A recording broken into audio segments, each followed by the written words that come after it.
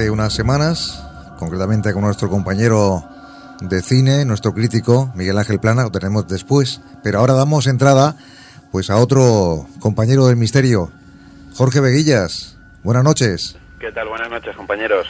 Bueno, estamos, fíjate, hablando de asesinos en serie. Tenemos contigo la historia real del payaso asesino, este payaso que hemos visto en la gran pantalla, It, que está basado, bueno, en una novela de Stephen King, pero a su vez en este criminal, en este asesino en serie de los 70, ¿no es así?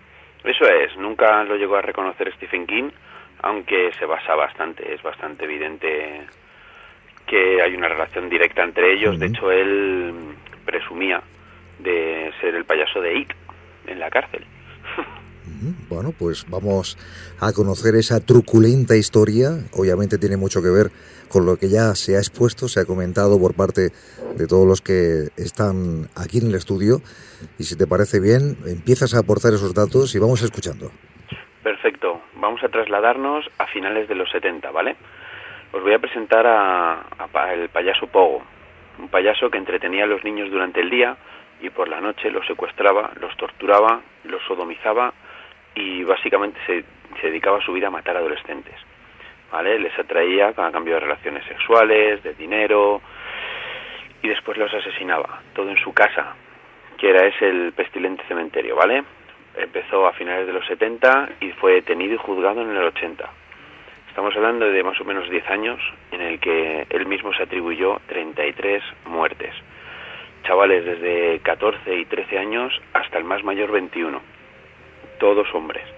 Nos hacemos un poquito la idea del perfil que tenía nuestro Pogo, el payaso, aunque su nombre real le vamos a hablar directamente a él, a John Wayne Gacy. John tuvo una infancia bastante turbulenta. Tuvo prácticamente de todo lo que, bueno, vosotros compañeros habéis hablado y ya conocemos todos acerca de los asesinos en serie. Tuvo problemas de salud, además muy graves, tuvo malos tratos. Tuvo un padre alcohólico que le pegaba, tuvo varios accidentes y todo ello acabó en una depravación máxima. Él nació en el 42 en Illinois. Siendo un niño, el padre ya le despreciaba muchísimo, siempre estaba a favor de sus hermanas. Pero la cosa se acrecentó aún más cuando, siendo tan solo un niño, empezó a tener problemas serios cardíacos. Su padre, en vez de llevarle al médico, apoyarle y cuidarle, le maltrataba, le insultaba y decía que todo lo estaba fingiendo. Para que nos hagamos una idea del tipo de padre. Aquí empieza a forjarse la personalidad de John y lo que más tarde veremos. A los 11 años recibió un golpe con un columpio. Un golpe que, aunque pareció inocuo, a partir de este día lo que le ocurría es que él se empezaba a desmayar repentinamente, sin previo aviso, incluso varias veces el mismo día. El problema, de hecho, fue tan grande que a los 16 tuvieron que operarle de un coágulo que tenía en el cerebro de nuestro amigo John. Ya vamos viendo un poco cómo va la cosa, ¿verdad, compañeros? Sí, además de verdad. Y estamos aquí todos, fíjate, escuchándote, David Morillas, Alberto Pintado, también Ángel Covacho y Paco Buitrago, también, por supuesto, con nuestro querido Fulgen Solano y un servidor, en esta historia que, fíjate, me vuelve a recordar algo que ha comentado Paco anteriormente, ¿no? Es un señor, un asesino, pero sin embargo en casa no ejercía de tal, ¿no? Todo lo contrario. En casa era un corderito, como le pasa a muchos de ellos, como le pasa, por ejemplo, a Jeffrey Dahmer, como le pasa a muchísimos. Tienen un clic donde a día de hoy, cuando ya ha pasado el tiempo y nos retraemos al pasado, vemos como es evidente que ese camino iba a acabar como acabó. Lo que es increíble es que nadie en ese momento viera lo que se estaba forjando dentro de John. Eso es lo que a día de hoy nos choca, pero vamos, nos choca como en casi todos los asesinos en serie, sobre todo los que están en la escala de maldad más arriba, los 18, 19 y 20. Desde pequeñitos, se les ve desde pequeñitos que algo no va bien, que algo no anda bien, pero la gente decide mirar para otro lado. Y aquí casi siempre tiene un factor clave, la madre o el padre. Para que nos hagamos una idea, después del golpe en el columpio y después de que le operaran de un coágulo en el cerebro, al padre, el padre de John, le seguía acusando de fingir. Es más, cuando empezó a cumplir 15 años, le empezó a pegar directamente. Las palizas fueron en aumento. Junto a la vez, el padre se dio aún más a la bebida, y eso propinaba una auténtica violencia aún más en sí. Le llamaba maricón, tonto, retrasado, le insultaba. Es decir, que la violencia ya no era solo física, sino que era un constante martilleo también hacia su personalidad. Este ambiente se acabó cuando un día John, que ya se hizo mayor y corpulento y más grande que su padre, directamente una de sus palizas se le devolvió. No le paró, sino que le devolvió la paliza a su padre. De hecho, la relación con él fue tan mala que tuvo que mudarse. Tuvo que mudarse a Las Vegas, donde sin estudios acabó trabajando prácticamente donde pillaba. Desde una tienda de zapatos, acabó siendo guarda también de una funeraria, donde curiosamente, buen dato compañeros, les encantaba al empresario porque decía que era un empleado muy limpio. Allí es donde se obsesionó con la muerte, y especialmente con los hombres, ya que justo en ese momento estaba descubriendo su homosexualidad. Él también, como muchos, era un mentiroso patológico, incluso era mentiroso con él mismo. Es muy parecido al caso de, igual que hemos comentado, el de Jeffrey Dahmer, el carnicero de Milwaukee. Era homosexual, pero él hacía todo lo posible por no serlo.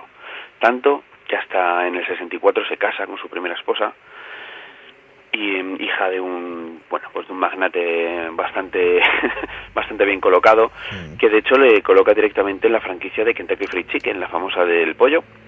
Le coloca como gerente, y además es un gerente muy bueno.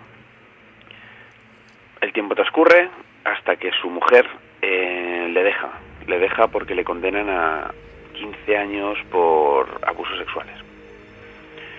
De esos 15 años, cumple 16 meses y sale a la calle con buena conducta. Vuelve a Illinois y consigue ocultar sus antecedentes. Ahora yo pregunto, chicos, ¿cómo una persona que está condenada por abusos sexuales sale en menos de un año y, es más, consigue ocultar sus antecedentes sexuales?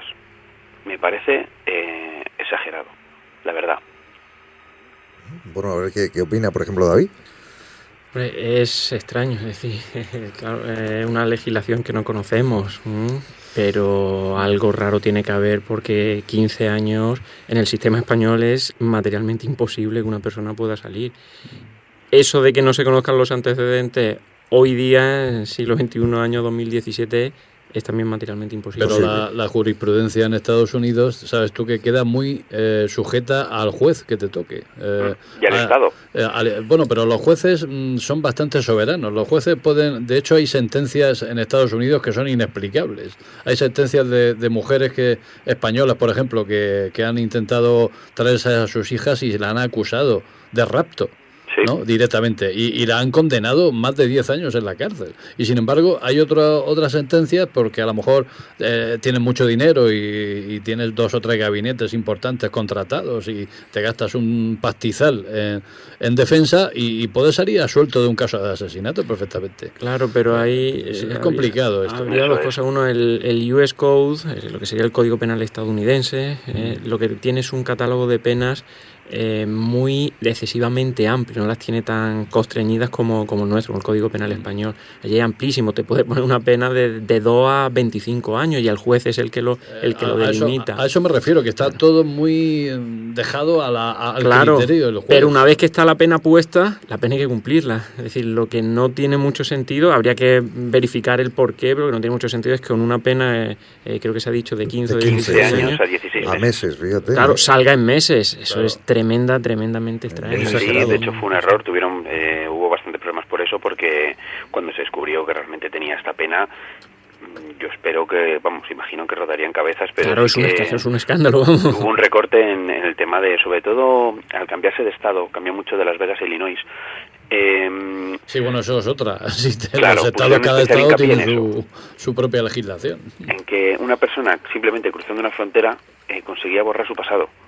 Sí. Cuando hay pasados que sí que puedes borrar y dejar atrás, pero desde luego un abuso sexual no. No, eso está claro. Hay estados del sur, por ejemplo, que permite ser miembro del Ku Klux Klan. Bueno, no pasa absolutamente nada. Puedes ser miembro del Ku Klux Klan y no te pueden decir nada por eso. Y hay otros estados, a lo mejor, que por ir en gallumbos por la calle, pues te meten 2 años de cárcel o 3. Hay salvajadas de este tipo. Y eso es lo que yo creo que ocurre. Claro, pero en este porque caso. tienen esa arbitrariedad de decir, hay unas normas comunes para que nos entendamos, para aplicar, que sería el US Code, para todos los estados integrantes. ¿Qué pasa? Que el margen es muy amplio, que puede ir yo he visto casos, lo he estudiado en determinados delitos, sí. En concreto estudié en tráfico de drogas, que podían ir de 3 años de prisión a pena de muerte. Sí, entonces, claro, sí, la arbitrariedad es tremenda, es máxima, según lo que hagan, lo que tal. Por eso digo que se queda todo muy a cargo de lo que el juez estime conveniente, en este caso. Vamos con Jorge. Sí, Jorge. Eso es, chicos. Pues para que os hagamos una idea, una imagen que vamos a tener muy clara de John, mientras su mujer estaba dando a luz, él a la vez, en vez de estar en el hospital, estaba en su casa, invitó a uno de sus jóvenes empleados a casa a charlar, y en casa se le insinuó. Cuando el chico le rechazó, él lo primero que se le ocurrió fue coger un cuchillo y atacarle. Él paró a tiempo, antes de apuñalarle, cuando básicamente el chico, al ver la reacción de John, se quiso ir, y entonces es cuando no paró. ¿Vale? Y vamos a hablar de su primera víctima. Directamente sale de la cárcel, se vuelve a Illinois, a Springfield, precisamente, curiosamente como los Simpson, y ahí se compra una pequeña casita, que a día de hoy está demolida, y hay otra casa en su lugar, la demolió en el 79, para evitar que se convirtiera en un templo de culto. Y lo que no sé es la persona que puso la casa encima, porque vamos a contaros un poquito cómo era la casa de John. ¿Vale? Vamos a explicar un poquito. Cuando llegó otra vez a Illinois, se montó una pequeña empresa de construcción, donde pues daba trabajo a muchos chicos jóvenes para sacarse un dinero extra después de las clases, o para chicos que no querían estudiar, que tuvieran un futuro en la construcción, pues como es muy común también aquí en España, ¿vale? El tema está en que este señor con esta empresa, bueno, hizo un auténtico imperio. De hecho, para que nos hagamos una idea, era político, consiguió entrar en el Partido Demócrata, aunque era una persona que la política no interesaba. Lo que le interesaba era, como vosotros bien sabéis, la mayoría de estos psicópatas se ocupan tanto de ser aceptados por su sociedad, o sea, son los mejores actores del mundo, están actuando desde que se levantan hasta que se acuestan.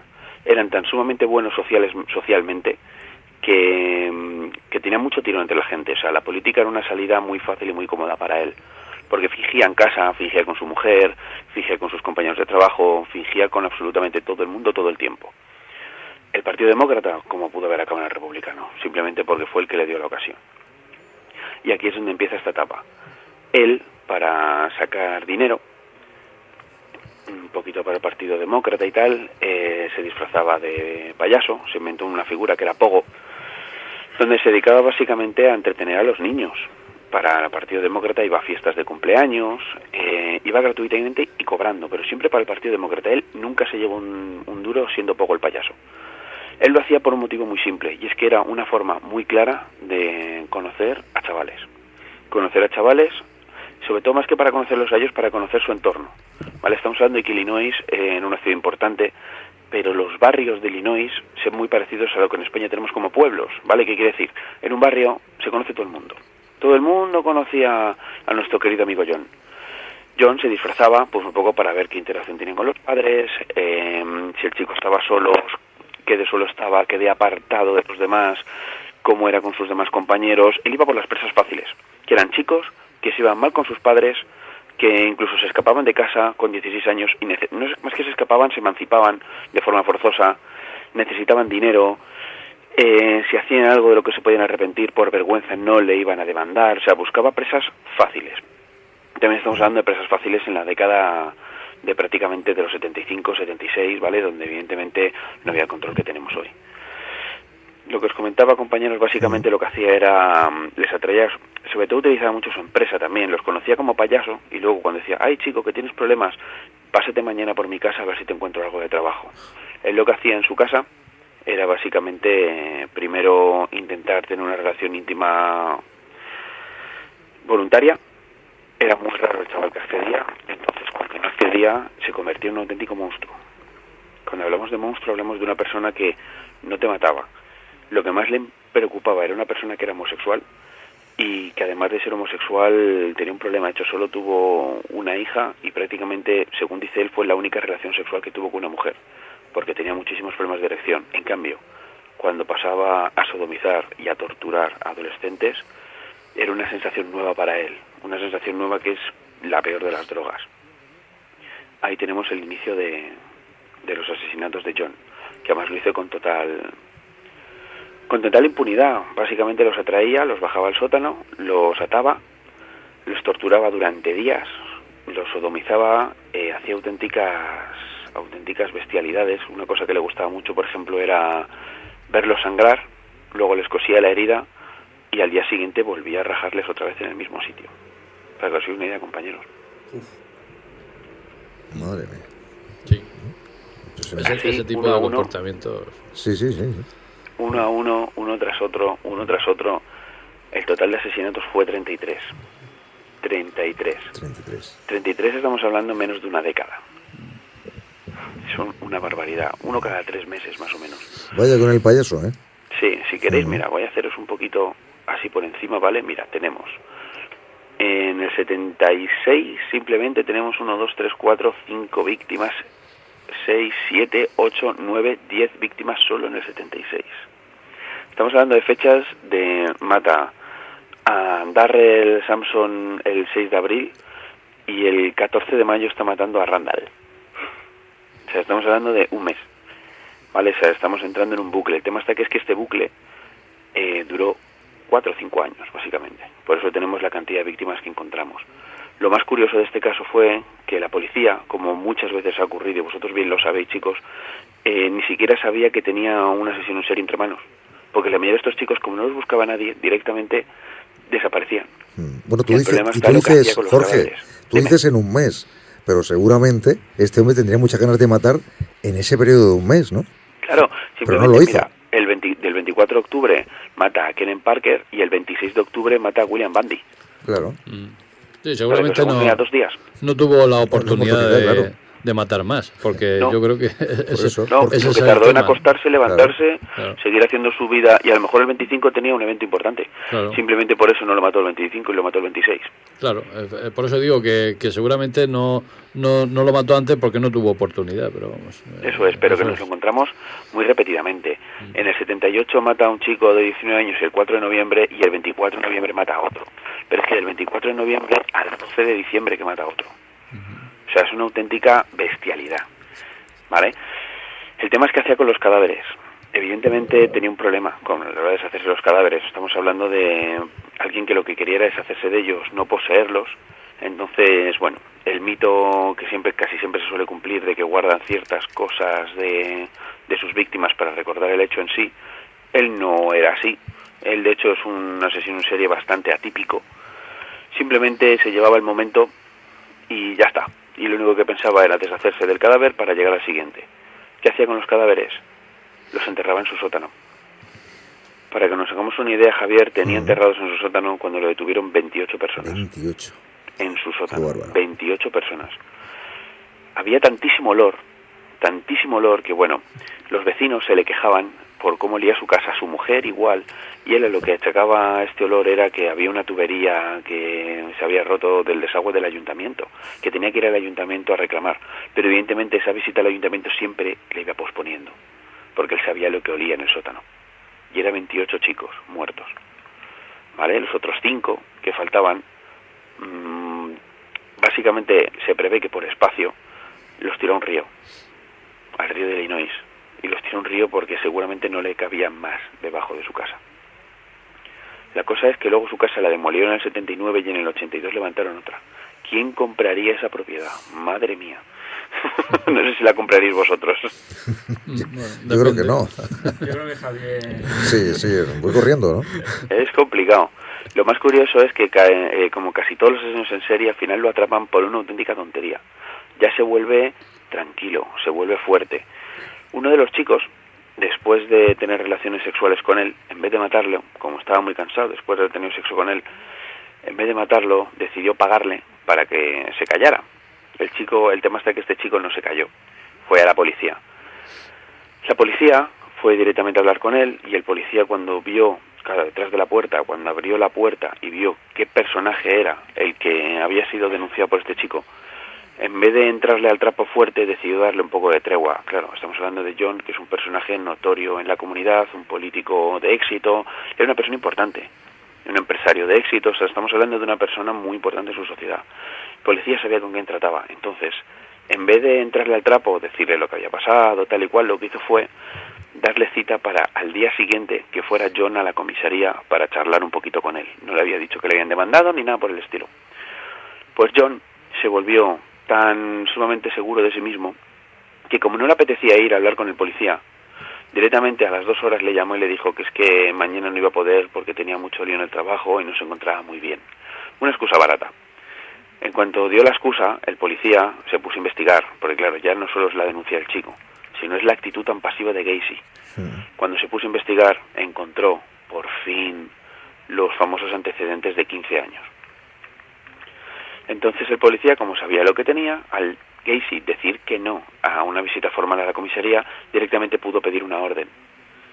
Al pedir la orden, imagínate lo que entraron cuando allanaron la casa de Gacy. Encontraron, no quiero entrar mucho en detalles, pero quiero que nos hagamos una idea, ¿vale? Muchísimas herramientas de tortura, ¿vale? Estamos hablando de que, por ejemplo, tenía un bidón para calentar hierro para quemarles, tenía distintos tipos, bueno, tenía como 6 o 7 tipos de látigos, tenía para atarles tumbados, para atarles de pie, para atarles boca abajo, tenía muchas herramientas que lo que se dedicaban era a desgarrar la piel, como por así decirlo, como pequeños rastrillos. Tenía una herramienta que era para separar las uñas de los dedos. Yo creo que ha quedado claro un poco el perfil de Gacy, ¿verdad? Mientras más daño hacía, más se excitaba. Entonces, pues os podéis imaginar. De hecho, la mayoría de las víctimas él no las mataba, se morían en su mesa del dolor agónico que les hacía pasar Gacy. Gacy era de los peores, era no te quiere matar, lo que quiere es verte sufrir, que es peor. ¿Vale? Una vez que fue detenido, fue condenado, en el 80 fue prácticamente condenado al instante, porque él nada más de tenerle, claro, tienes 28 cadáveres en el sótano, ¿qué vas a decir? Llamó a sus abogados y se confesó culpable de ello. Y básicamente se tiró 14 años en la cárcel. Y aquí encontramos una cosa bastante curiosa y que muy poquita gente sabe. John Wayne Gacy, aparte de ser un asesino en serie como todos conocemos, tiene una faceta como artista. Y es que él solía pintar al óleo. ¿Adivináis cuál era su tema favorito de pintar? Pues si lo sabes, ¿no? Los payasos. Los payasos, claro. Eso es.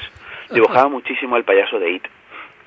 Y se enorgullecía de él ser el prototipo que copió Stephen King para realizar su libro. Vamos, que de hecho inventó una enfermedad que se llama coulrofobia, que es el miedo a los payasos. La inventó él. Y él se consideraba, que era un personaje tan importante que había conseguido crear una fobia propia de él. La fobia no era los payasos, era miedo a Gacy. Pues básicamente esas pinturas, hubo bastante historia con ellas. Para que nos hagamos una idea, un famoso senador compró unas pinturas de él y perdió el puesto por comprarlas. Y a pesar de ello las compró porque le entusiasmaba a esta persona. Para que nos hagamos una idea lo importante que es, el set de arte que utilizaba Gacy está expuesto en el Museo de Washington DC. Pero no es una idea, la figura tan importante. Ya sabemos cómo son los americanos con los asesinos en serie. No les gusta, pero luego los convierten en una especie de un antihéroe. ¿Vale? Sí, bueno, pero porque la cultura americana está llena de esta tipología, de personas alcohólicas, de personas violentas, que luego pues Hollywood está lleno de este tipo de casos, que no son asesinos, pero bueno, pero son gente poco recomendable. Está claro. Es una cosa que utilizaron muchísimo y que mucha gente compró los cuadros de Gacy, fue muchas bandas de metal. Compraban los cuadros de Gacy para tener los derechos para poder utilizarlos en las portadas de sus discos. Claro.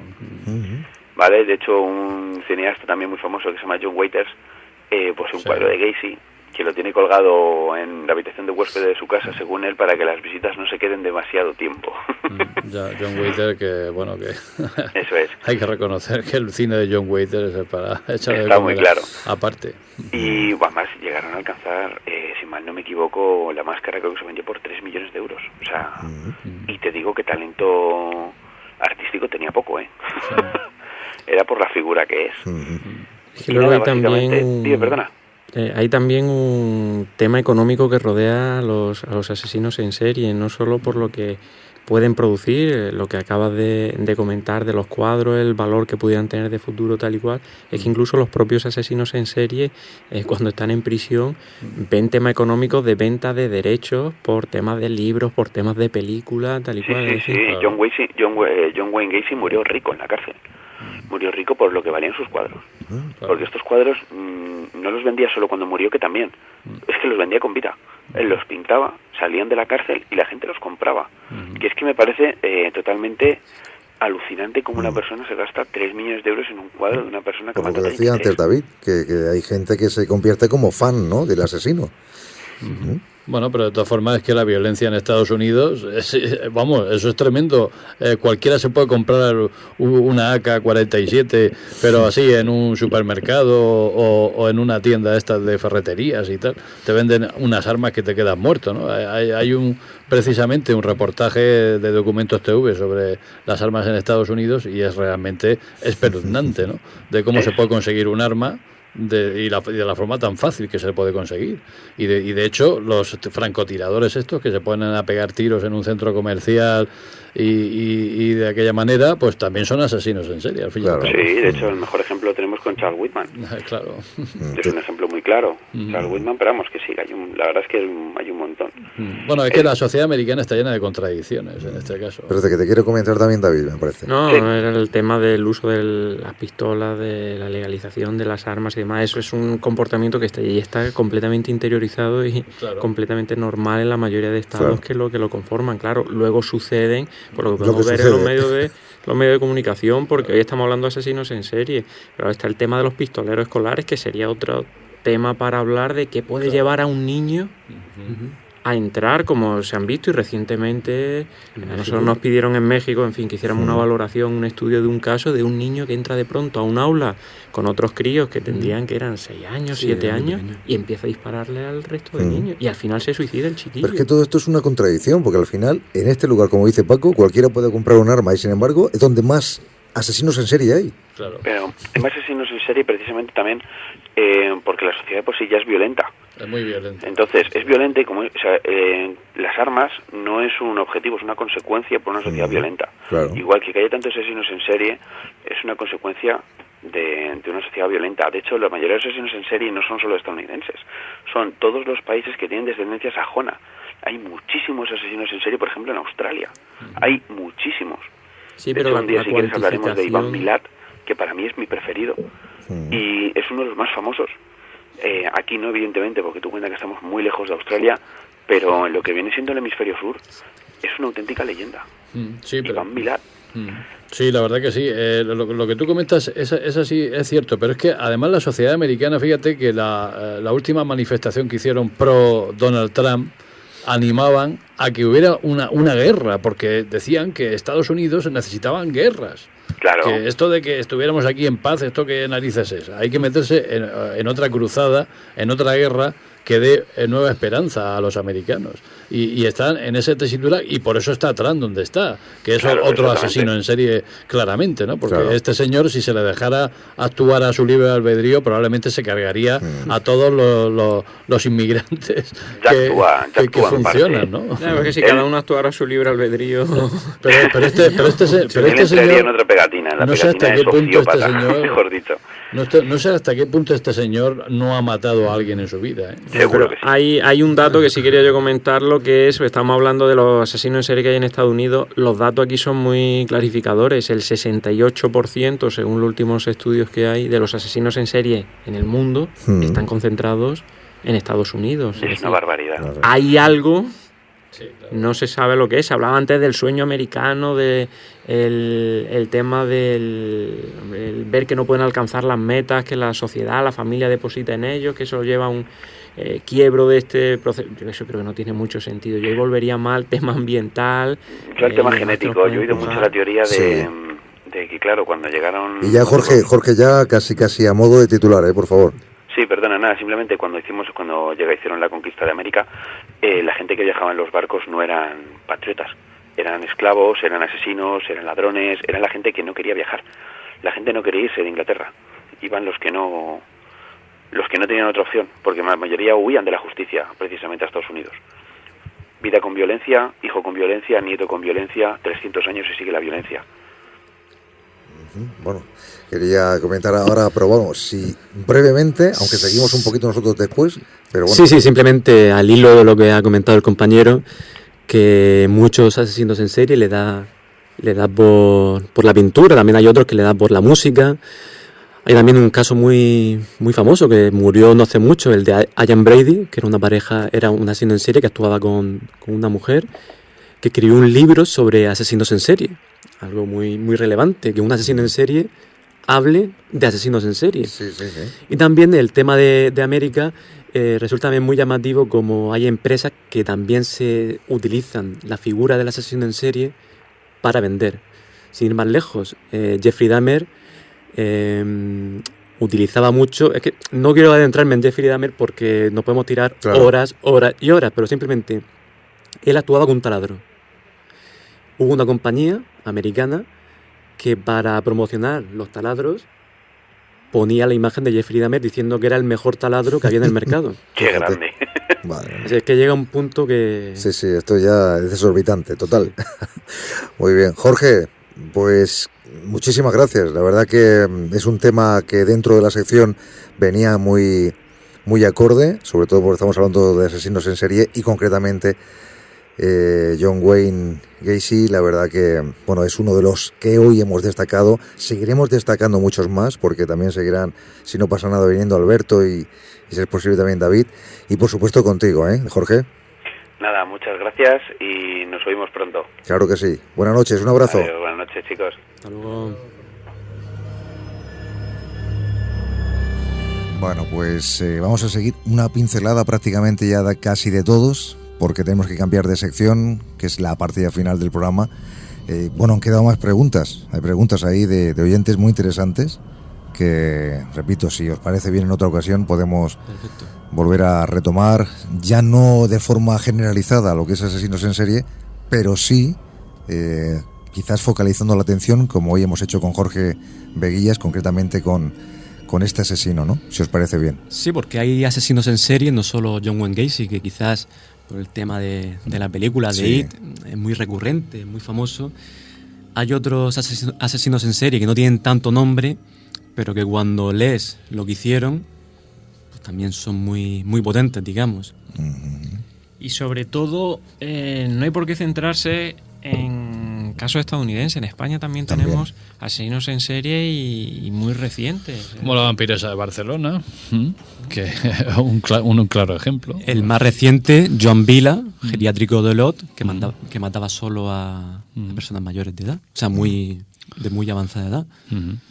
O sea, y así tenemos desde el asesino de la Baraja, Rodríguez Vega, el Piero, al Matamendigo. Es decir, que no hay tanto como en Estados Unidos, que es donde más se trabaja del tema, pero hay. Y no hay por qué irse tampoco a otro país cuando podemos tener aquí casos, y sobre todo recientes. No estamos hablando de años 70, años 60, años 50, sino estamos hablando de años 90, 2000, o incluso 2015, 2016. Claro. Bueno, pues seguiremos conociendo más. Bueno, si queréis estar aquí, yo estoy encantadísimo. Bueno, hasta el final, Queda poquito. Pero sí, claro, adelante, cuenta. Sí. No, cuando tú termines, que quiero decir unas palabras antes de terminar. Como despedida. Sí, despedida.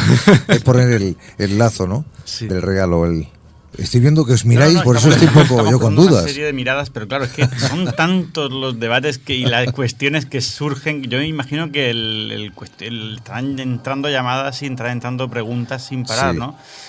En fin, yo me pregunto con todo esto, ya esto sí que es una fase de cierre para mí, porque yo he escuchado, porque yo estoy aquí extasiado escuchándoos.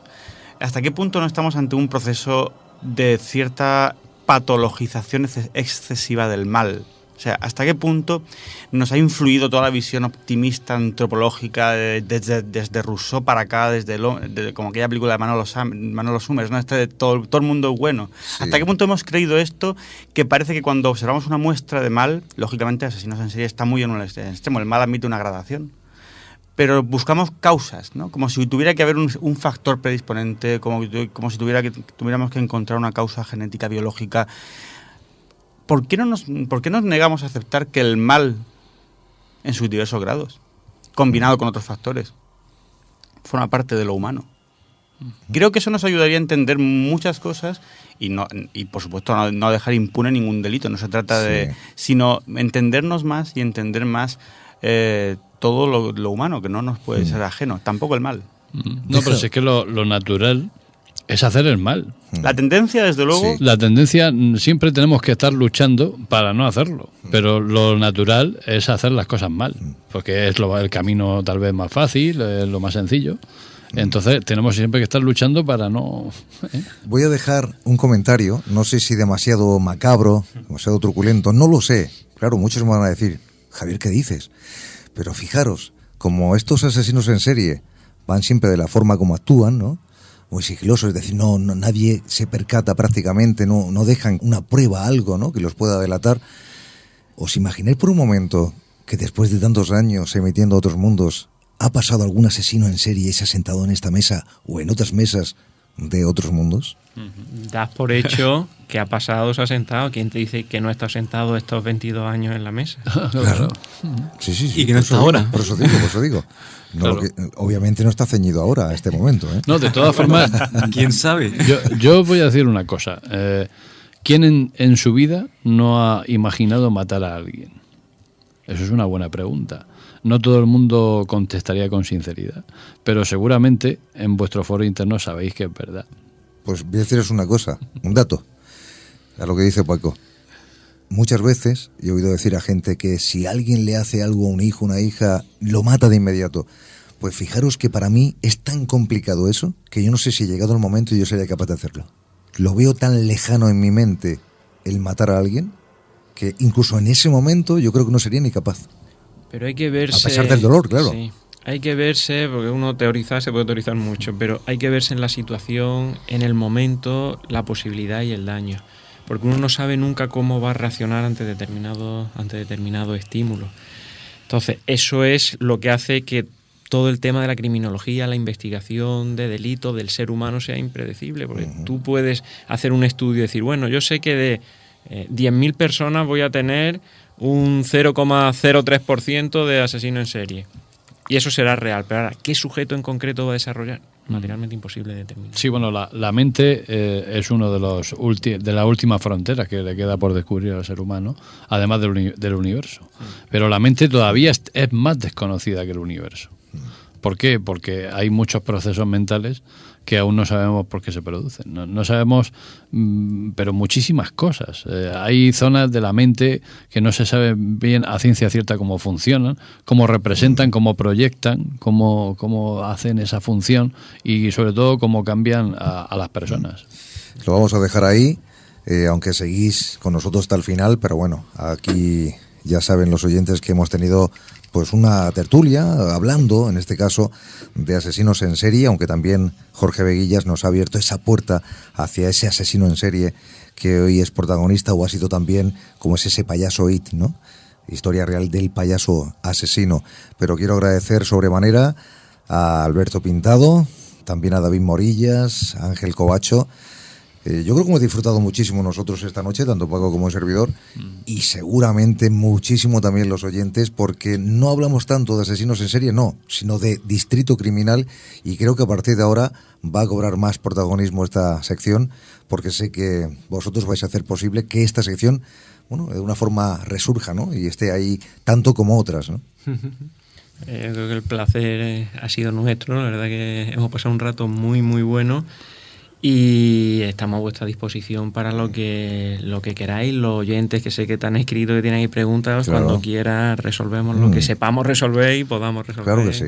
Fíjate, hay algunos que juegan al mus y otros hablan de asesinos. Sí, Bueno, un viernes por la noche. Me pedí a Alberto que quería terminar. Bueno, en primer lugar, agradeceros a Fulgen que está ahí atrás, Paco y a ti, Javier, como siempre. Muchísimas gracias por esta invitación. También quería decir que aquí somos tres, pero hay una persona que ha faltado, que es hacemos el póker, que es Samuel Rodríguez, que es un gran criminólogo que no ha podido asistir. Bueno, para la y próxima. Que espero que para la próxima vez pueda venir. Y también decir que hay un montón de alumnos de criminología que sé que nos están escuchando ahora mismo. De hecho, no paran de escribirme mensajes. Así que darle un saludo de aquí a todos los criminólogos. Le vamos a decir una cosa a estos alumnos y al resto de oyentes. Le pones ahí un examen el lunes. Posiblemente, sobre lo que se ha hablado de tal. pues posiblemente hoy, a partir de hoy, lo hablaremos después fuera. Lo mismo tenemos nuevos tripulantes de la nave, ¿eh? Sí, sí. Hay muchos alumnos que están muy interesados, ¿eh? Bueno, ya te contaré. Muy bien. Seguimos en Otros Mundos, que queda una agenda plagada de cosas interesantes. Ahí está esperando Miguel Ángel Plana. Le pedimos también brevedad en su comentario. Harry Marcus, hay expresiones, hay un buzón del oyente, aunque sea breve. Tenemos unas poquitas cosas que ya enseguida comenzamos.